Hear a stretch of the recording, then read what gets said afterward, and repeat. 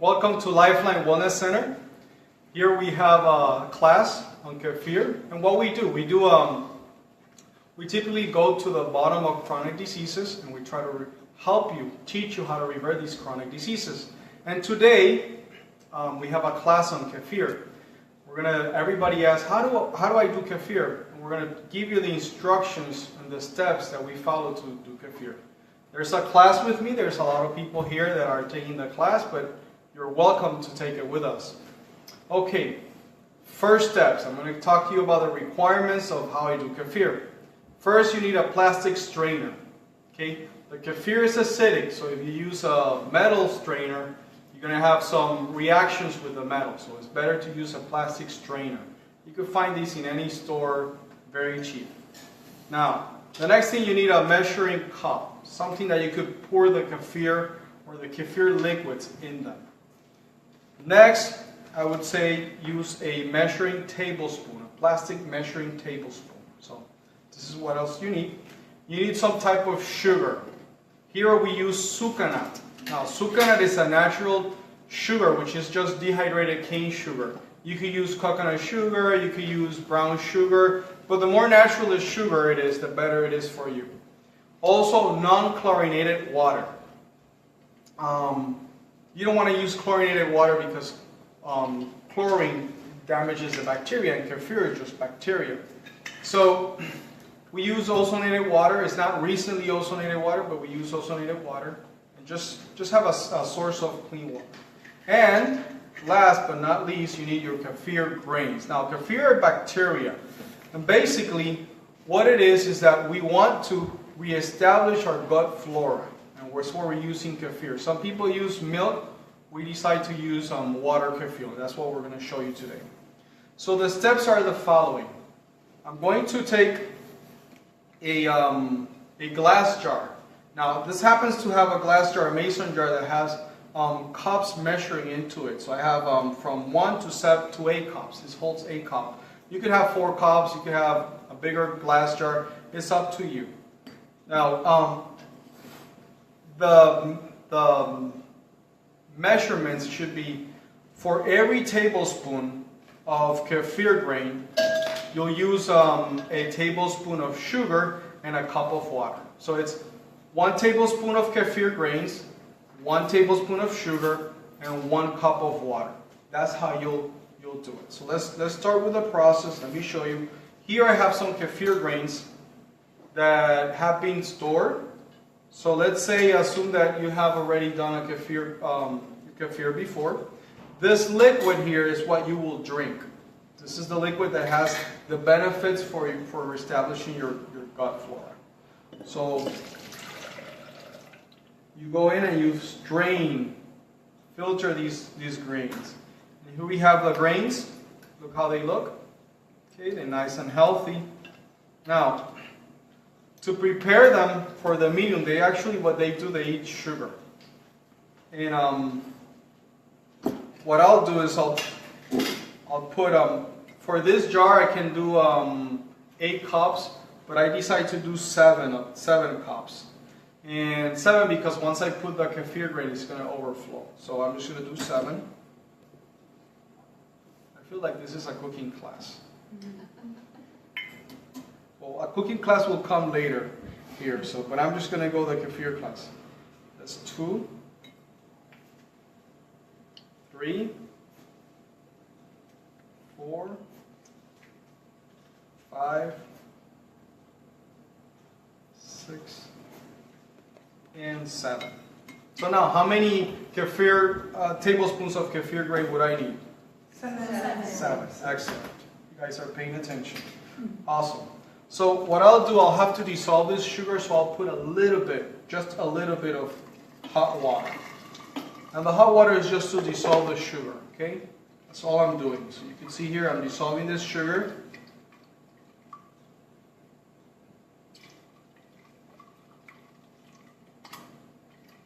Okay, so now once I see that the sugar is dissolved, I'm going to put how many cups? 7 cups, exactly, 7 cups. So I have my measuring here. I'll put 7 cups. of water. Now I want my water to be warm and not hot, okay? Because if you put hot water, you're actually going to kill them. So you don't want that. So if you see here, this is the right medium for the kefir grains, for the 7 tablespoons of kefir grain. Okay? So I'm measuring 1 tablespoon, so I need 7 of them. I mean, they don't have to be, you can have it like this. It just really doesn't matter. So I got 1, 2, 3, 4, 5, 6, and 7. 7. Next step will be just to cover them. Now, these are living organisms, so they need to breathe. You have to allow them to have air to breathe. So I put a coffee filter. You can find these very cheap anywhere.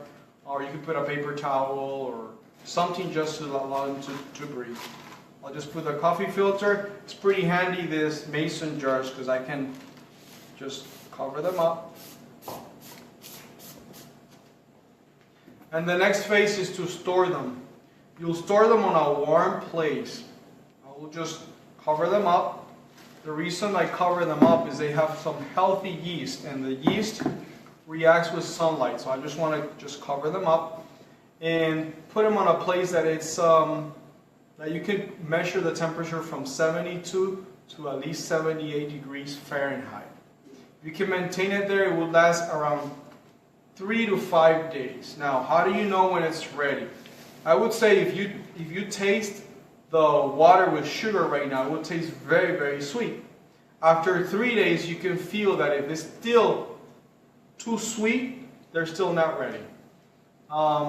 If they are not sweet, that you feel that they were sweet, that you can find, yeah, this was sweet before, but it's really not sweet as water and sugar, they'll be ready. Once you determine how many days you need for your home, for your specific environment, then you know that every 4 days you will have to change it. Now, what the miracle of this kefir is that it is not just a blessing for yourself, but it's also a blessing for others. Because what you'll do is, these things will reproduce. From here, I put 7 tablespoons, but you'll get at least 8 or 8.5 tablespoons after you finish. So this will reproduce and reproduce abundantly. So what do you do with the extra? Well, you probably would need a bigger jar, or you could have to have another jar, so you could do 2. But the best thing to do is, once you have the amount that you need to drink, is to share. Share with your neighbor, hey, this is such a benefit for you. Now, if you want to know about the benefits of kefir, you want more details on it, well, contact us. Just write to us. We have classes that we can give, and we give classes every 1st of the month to the 21st of every month, and you can come in and learn all about why is the benefit of doing all these different lifestyle changes and how can you improve your health and your life. Now, once the kefir is done, you go to the same process again. You will filter the kefir. Again, you strain it. Here I have some left over. You'll strain it. You'll take this liquid here. This is what you drink. And the way you do it, you put it in another jar. You empty it in another jar. And then you seal that jar. Make sure it's tightly sealed, and you put it in the fridge. You know the wonderful thing about this, after 24 hours, you get the whole B complex vitamins just produced by these bacteria after 24 hours. How long does it last? Well, it would last for at least 3 weeks. You could have it in the fridge for 3 weeks. And how do you drink it? Well, I recommend to drink it an hour before the meal. It's best to drink it an hour before breakfast. And the reason is that these are bacteria, and you have a stomach full of acids just ready to kill bacteria. So if you start it with digestion, some people put fruits and things on them. I don't recommend that, because once you do that, you're going to start having digestion. Anytime you have fiber, you're going to have digestion, and you're going to start the the process of destroying these bacteria. So you're defeating the purpose. So drink it 1 hour before the meal. See how you feel. I would say start with 4 ounces. Depending on your situation or your condition, you can start moving 1 ounce every week. And this is very healthy. How long you should drink it for?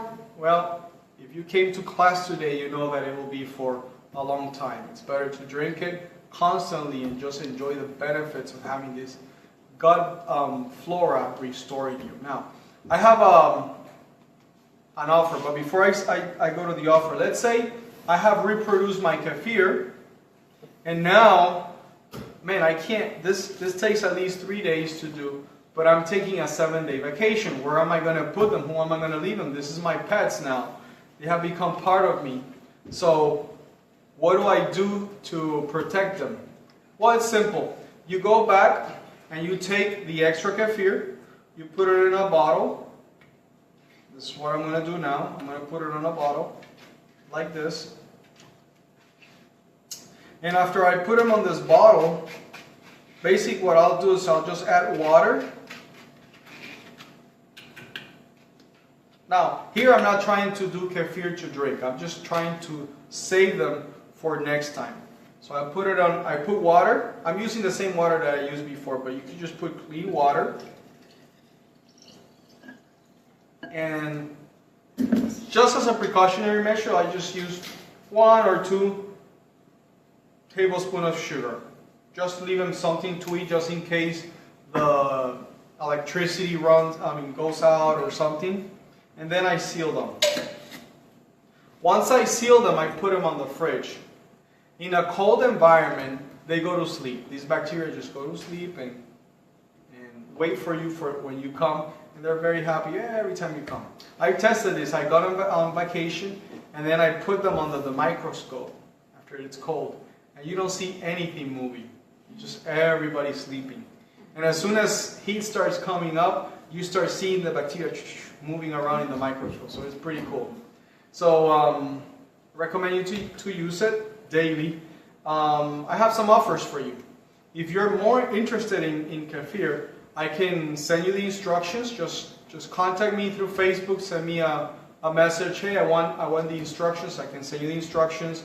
I also have a calendar for you, so you can keep track when you do the kefir, when you change it, so you can keep track of the kefir. So just message me on Facebook, and I'll send you the information for free.